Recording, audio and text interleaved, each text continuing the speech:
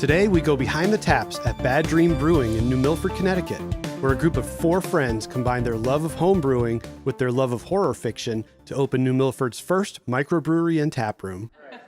So we're here at Bad Dream Brewing in New Milford, Connecticut, and we're here with Max, Michelle, and Brian, and they're going to tell us about how they opened this place and bring us through some of the beers. So tell us your story. How did this whole thing start, and how did you start brewing? Well, kind of funny story. We started off doing a book club years ago. We called it the Ghouls Club because we pretty much read horror books, and we were homebrewing pretty excessively around that time too, and kind of sharing our beers around. And at one point, somebody suggested the idea of starting a brewery, and well, the theme of the book club kept coming up, and so that's how we determined what name we wanted to go with, Okay. and then that's here we are. The Ghouls Brewery didn't. No, Yeah. that didn't stick for some reason. I still like it. So did you brew together, or y'all? Did it turn into kind of like a home brewing club? Yeah, we were like, it was like independent of the book club, I think. Okay. We were brewing, and we were doing the book club also, and then, Yeah. I don't know, we just started brewing a lot, and yeah, kind of came from there. But yeah, we were all just friends hanging out, you know, and brewing just because we got a kick out of it. Even though they didn't love their first brews as home brewers, they shared a passion for experimentation and problem solving that made them press on. And they were bad. Oh yeah. Really trial and error. Yeah. We were like, oh man, we made beer, but then at the same time we were like, is it good though? And then so we're all programmers, and so we all kind of approached it analytically, and we were like, all right, how do we do this the right way? And then so our second batch that we've all ever done was all grain. Yeah, we kind of started homebrewing and then immediately decided to start a brewery. Yeah. So we would brew twice a week. Like, we kind of treat it like a business from Yeah. the first day, Yeah. which is not normal, I don't think. Yeah, so So you we, guys like threw yourselves into the fire. Huh? yeah, we literally had no idea what we were doing, and we were just like, let's get in this, because the best way to learn it is just by doing it and trial and error. And I think that's kind of how we all got into programming too. In the early day, it's kind of just you getting yourself in there, experiment until you figure it out. We also do have a fourth business partner. It's my sister-in-law and Max's sister, and she does our water chemistry and yeast propagation and quality control. And she really helped us make better homebrew too, because we would like go crazy trying to figure out how to fix our New England IPA, and then she like tweaked the salts once, and it was great after that. Ah, Yeah. so that's the secret. It's It's all in the mineral. It's Yeah. all in the water. We went from 5-gallon homebrew in the cooler mash tun Yeah. to 3-barrel commercial system. Yeah. Okay. So There was it's no in between there. Wow. Yeah. yeah, so it's So a were you able to- 150-gallon tank. How, back how there, were you but- able to scale up the recipes, or I guess that's Most of them Beersmith. scaled up pretty easily. Yeah, Beersmith helped us out. You know, there's Yeah. like the hop utilization and some specialty malts and stuff like that you got to watch out for. But for the most part, it wasn't too bad going from 5 to like 93 gallons. So The blonde you drank when you came here the first time was actually the first batch we've ever brewed. Yeah. It just came out really good. on the new system. Yeah. Really? And we thought we were gonna have to dump like the first like 10, but the blonde was really good, and then we did dump a few, but not nearly as many as we expected to. Yeah. Wow. Yeah. Congrats. Yeah, the transition to the bigger system was, I'd say, a little bit more natural for us, just because the style of the system, and we'll show you guys that, but you can almost relate it to a large stainless brew in a bag like system. It has a kind of a colander-based system where you're straining out the grain in a similar fashion, except it's entirely stainless. It's 150-gallon capacity, the vessel itself. And it's constantly recirculating, and so the difference is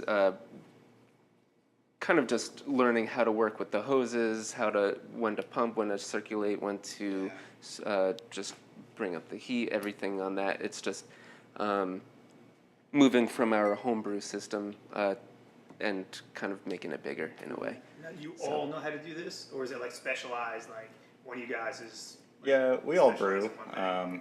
There's times where, you know, I've been up front working the tap room or something, and other people have been in the back brewing, and then vice versa, whatever. So we all kind of do everything here. People really That's don't awesome. like that we don't have like a head brewer Yeah. title. They're always like, which one of you is People the head always brewer? ask us who the It's like, brewmaster is, and we're like, I don't know.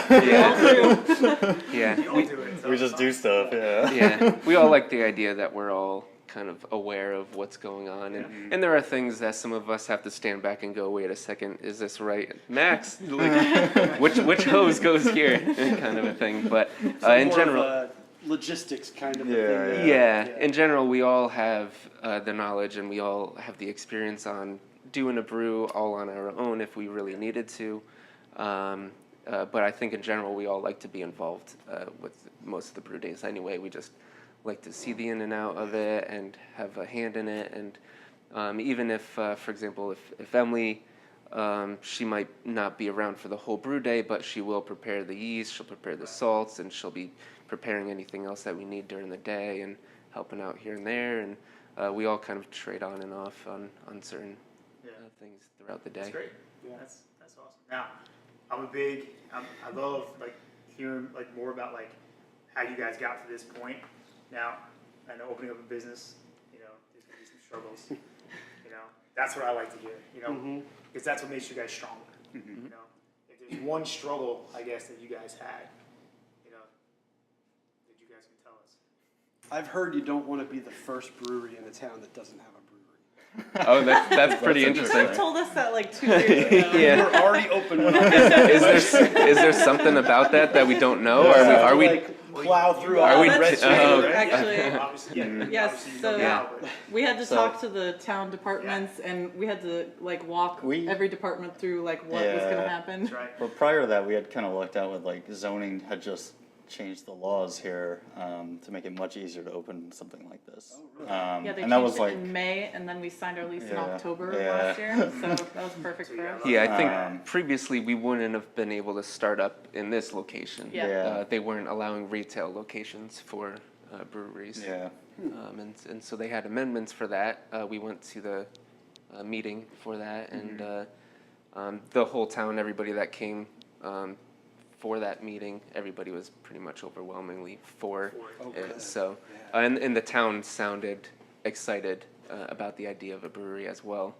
I would imagine with the growing population of like Yeah. breweries or craft breweries and things like that, they were like, oh yeah, this is Yeah. a great opportunity. Yeah, well, Now they're it's seeing gonna be weird surrounding to have a towns. town Yeah. that does not have a brewery. Yeah.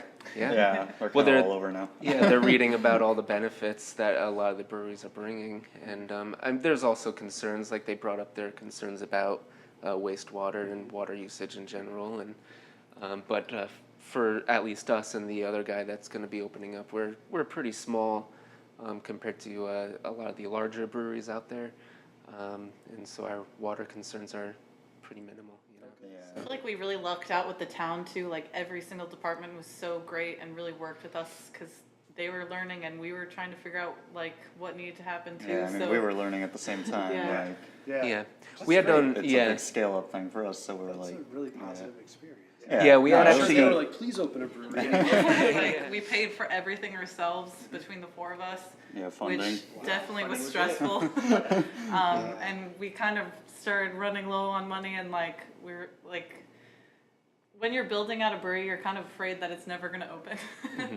So we're like, what if we put all this money in and then no one likes beer, or we can't open because of some permitting issue? So There's always that Definitely. what yeah. if. Yeah. There's Yeah. that what if. And it's funny because a lot of people that come in here, they say, congratulations, you guys opened up before the other brewery in New Milford. And we're like, well, that wasn't our goal. Yeah. Our goal was we had no money. We had to open up. Like, Yeah, we had to start getting income here. like we had no choice. Brew space for people to come in. Yeah, we had no choice but to open up. Otherwise, it wouldn't have happened. So.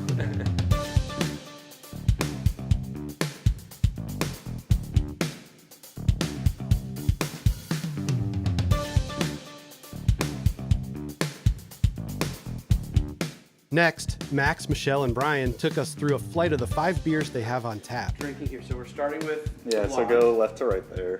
That's the Motivational blonde. Poster. So where'd this name come from? Brian I named threw one? it. Yeah, I threw it out there. I just think thought it it was was because funny. the previous week, I think I was telling them how I thought motivational posters were hysterical.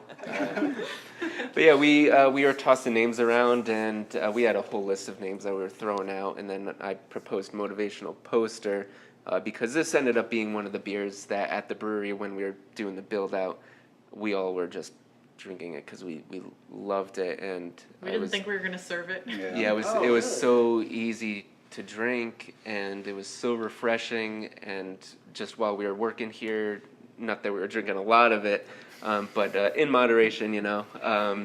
Sure. But it was you just have a couple and just you're like, yeah, let's Yeah. keep going, kind of. Yeah, We pour another one. I'm not sure if it's gonna yeah. What should we be smelling, or what should we be looking for when we taste this? I think it's the main thing in there is the citrus. I think it's pretty strong, especially when we first brew it. I mean, everything ages and kind of loses some of it, but I think you get like a slight sweet nutty flavor too. There's a little bit of Pilsner malt in Yeah. there, and it kind of Yeah. shows up a It little more as it definitely shows up. ages, which Mhm. is kind of weird, but I like it. Yeah.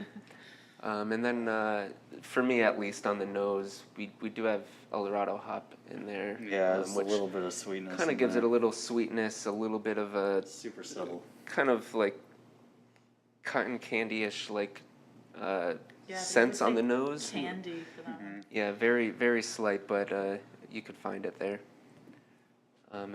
Yeah, so it's just a very easy drinking, Yeah, It's our lawn mowing beer. yeah, lawn mowing beer. Absolutely. Yeah. We do try to use as much Connecticut malt as we can in all of our beers, and the blonde especially.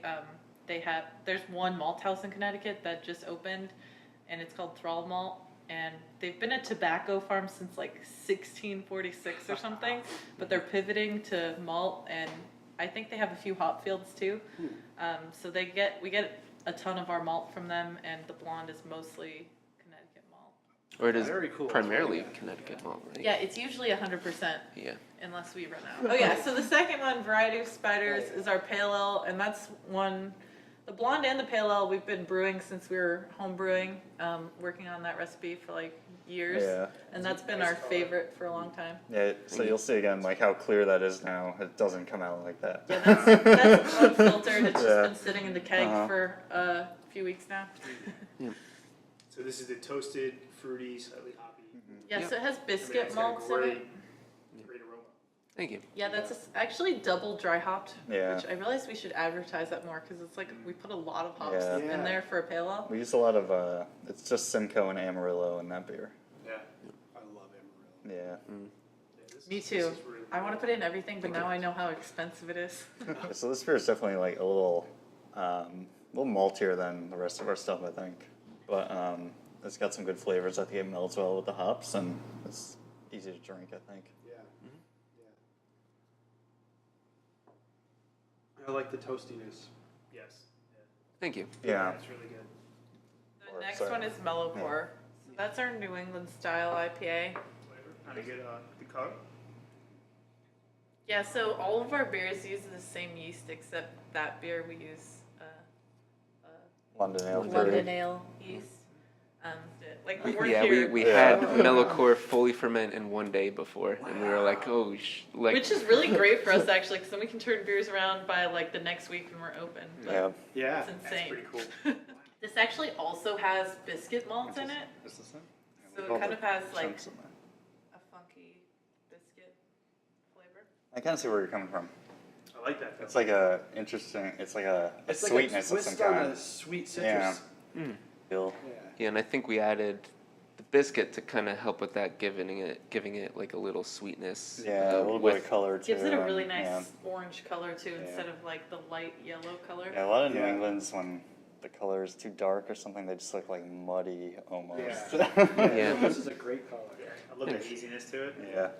Yeah, it's pretty funny though when you listen to the taste that people get out of it, because well, my brother-in-law, I gave him a sample of it recently, and he was like, "Oh wow, I get super strong lemon," and I was like, "That's really Yeah. interesting. I've never actually focused it down on lemon. I get like citrusy." But Yeah. it's like a general category of citrus for me, at least more like a grapefruit kind of a. And then other people you said they grapefruit, and he said Yeah. lemon, and I think it tastes like orange juice. yeah, and then other people they just get Yeah. straight up tropical kind of I was mango-y thinking sweet, pineapple. yeah, almost Yeah. pineapple-y. I think it's just fascinating because everybody's got their own palates, and we're Yeah. throwing in a bunch of hops in this, and Seeing them out. the flavors that come out, not everybody's going to be able to extract, or not everybody's aware of their sensory perception as well enough to really hone down on Yeah. like or what they don't flavors have a are. name for it. Yeah. Yeah, they can get a sense of it in their head, but they just can't. They're trying to pinpoint it, Yeah. and I think that's So like many one people of them. describe as mango. Like, well, I've never eaten a mango. So I Yeah, don't I'm know not if sure. it's Or like mango. papaya. I don't know Yeah. what that tastes Right. like. yeah, maybe that's why I get mango a lot because I actually eat mango pretty Yeah. often. So I think that's one of the most interesting things about like owning a brewery is like having the general public in here tasting it. You get so many weird descriptors, like stuff you would never even think my of. And gosh. you're like, is that bad? I don't know. Right. yeah, exactly. So is this plot shift? That is Yes. Plot Shift. Shift. So that's our American style IPA. Yeah, Like we can figure out where the name came from there. Huh? yeah. It would have been called plot twist, but it was taken. Yeah, it was taken. More of a mellow beer. It's Yeah. not super in your face anything. It's a little bit more of a balanced West Coast American style. Let's call it like a Midwestern. Yeah. I'm getting some bitterness, but not a ton. Yeah. Yeah. Yep. Yeah, and we It's- actually it's a little upped the smoother, it's bitterness like- a little bit based yeah. on feedback that we got with our first batch. Yeah. Some people were saying that they liked it as is, and a lot of people are saying that with the West Coast, or at least American, they were looking for something a little bit more hoppy, so we went for a little bit more hop on there. But it's got the color of. I mean, it's on the darker side, almost like a Yeah. English color. It's surprisingly malty Yeah. for what it is, which I think kind of lends to some of that smoothness. You're not just hit with like a wall of hop bitterness, It kind of Yeah. works you it's into very it. well balanced, yeah. Yeah, we were Sounds- kind of going for like a sweetness in there that kind of flows with the hops. It's supposed to not put a focus on any specific thing really in the beer, more of just like a really easy drinking American style IPA that you could just sit back with, and It's like a plot shift. it's a plot shift. Not Yeah. not All right, the stout. Yes. So tell me about this one. This is Detached Headspace. This is the one that's got the most horror themed. Yeah, I guess so. That's Yeah. like Very our true existential, right? flagship. Yeah. What I like about it is it sounds kind of like almost like existential, has like weird undertones to it. So Yeah. I'm like, it's a perfect fit for Yeah. one of And our names. that But it's it's really surprising because it's only a 4.5%, and we were kind of really trying to make like almost like a summer stout, if you will, but something that was rich enough that you still kind of get like the I never would've satisfaction guessed out before of that. like a normal There's stout. a lot of flavor in there. Yeah. Thank you. Is Yeah. there- And so you up front you'll get a lot of rich kind of roasted notes. There's no coffee in it. It's all just roasted barley, and we've got 5 grains in there. I think 5 different malts. It's not that heavy. Yeah. Like I've had stouts where, man, it's just like Yeah. really heavy. And Yeah. It's just like, man, Yeah. that's enough. I'm good. Like But there's a lot of flavor, but like it's It's not going to overwhelm And you. it's You know? full bodied, but it's not Yeah. thick. Yeah, yeah, It's a little exactly. chewy. Yeah. Yeah, so I we don't were know trying to if that's go a for something that had substance to it, but was still really pretty drinkable, you know? A summer stout. That's a good way. It's really Yeah, and it was one of those things when we were opening up and we announced, or we didn't really announce, but we were just sharing some of the beers that we were doing, and people were like, "You're gonna come out with a stout during summer time? Like that's kind of crazy." And for us, we like the idea of being able to drink a stout whenever. Yeah, and it also kind of lends to the tap room that we have here with the casual environment, with all the books and everything. We kind of like the idea that somebody could pour a pint of that or whatever and sit down and read a book and This just is a great casually. sitting and That's reading what I atmosphere. drink during book Yeah. club Yep. Yeah. at 11 Yeah, that's what I a.m. do too. Yeah. It's a good breakfast beer. Yeah. Party. So you do the book club here. Mm-hmm. Tell me a little bit about it. Yeah, so it's the last Sunday of every month at 11 a.m. We open really early on the weekends, and we're kind of hoping like people come get growlers that early because people don't really come in and drink that much. But we thought it would be good to bring back the book club. That was originally kind of how our little group got together, and it's been really fun actually. And we're reading horror books and maybe sci-fi and just like general, like kind of creepy themes. So this month we're reading Dean Koontz, and then next month we're actually going to have the author from the book we're reading. It's called The Fisherman, and he actually lives in New York in the Hudson Valley. So he's actually going to come to the book club and like hang out with us and like tell us his thought process. Yeah, so we're that's really super cool. excited about Yeah. that. So that's Yeah. going to be in October. I think it's the 28th. But yeah, we're super excited to be doing the book club because it was one of those things that when we were coming up with the idea of the brewery, that was kind of in the same breath. It was the same thought as brewery. You know, it was like, oh, obviously there's a book club. Like Yeah. for all of us, we didn't ever have any kind of doubt that there wouldn't be one. You know, and so to have it here is actually pretty awesome. Yeah, that's really cool. That's something that struck me when I saw your social media presence and stuff like that. There was a book club associated with the brewery, and I thought that's really unique. Yeah, Thanks. Yeah, when Doug told me that, I was like, yeah, that is. It's kind of different. But yeah, also something pretty cool to note about the book club is every book that we announce in the center of town, the Bank Street Book Nook, they will have in stock for us. So if you go there and buy the book there, you get a discount on the book.